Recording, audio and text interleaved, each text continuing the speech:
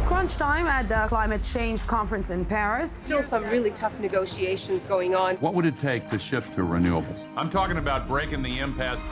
Virtually every nation in the entire world agreed to get to zero greenhouse emissions. It is unprecedented.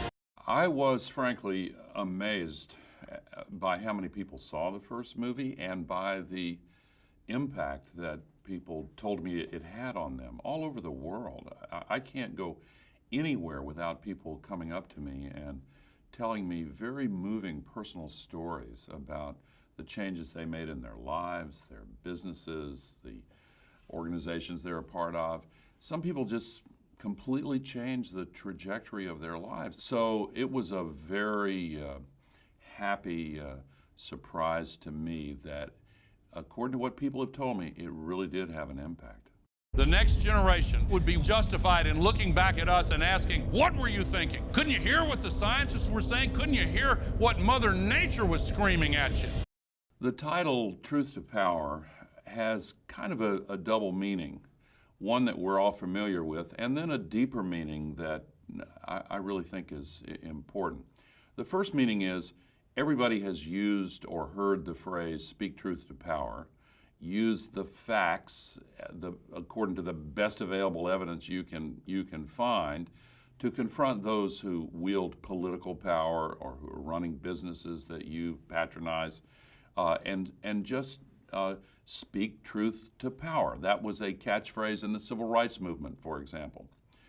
But the deeper meaning of the phrase really comes from Mahatma Gandhi, who transformed India and who said many things that have become teachings for all of us. Be the change you wish to see in the world, for example.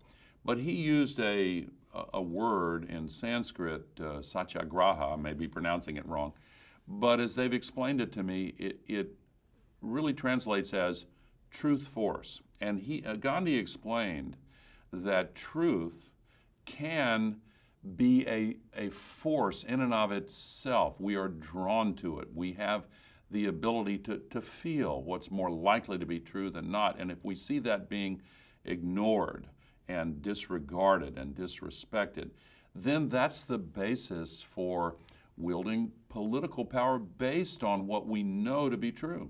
It is wrong to pollute this earth. It is right to give hope to the future generation.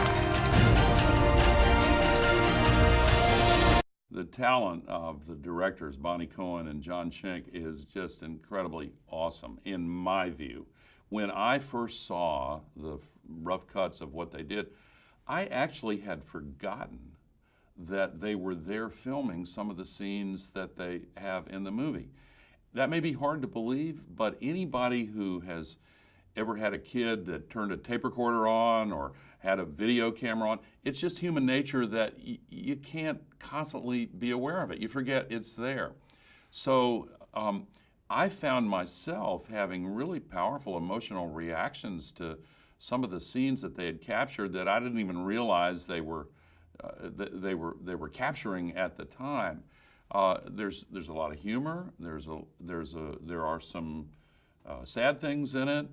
There's a lot of feeling of joy when you look at how the solutions really are there.